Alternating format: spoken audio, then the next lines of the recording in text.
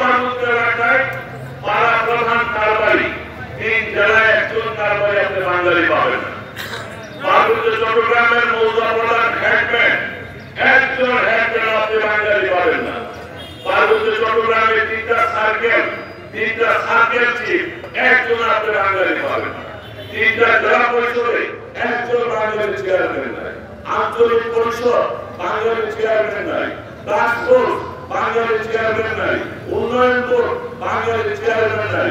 4 জন সংসদ সদস্য একজন বাঙালি নাই। মন্ত্রী একজন বাঙালি নাই।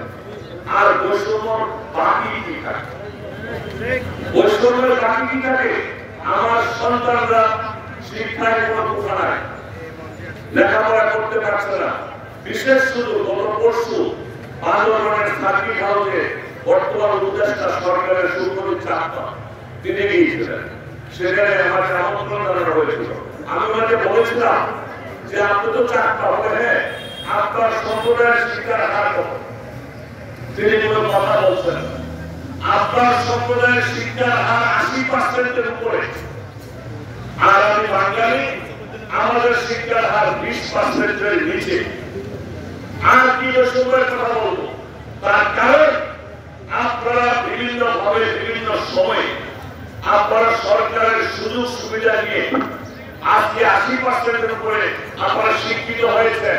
আমাকে আমার সাংবিধানিক অধিকার থেকে বঞ্চিত হয়েছেন বলে আমি 20%-এর উপরে উঠতে পারি না।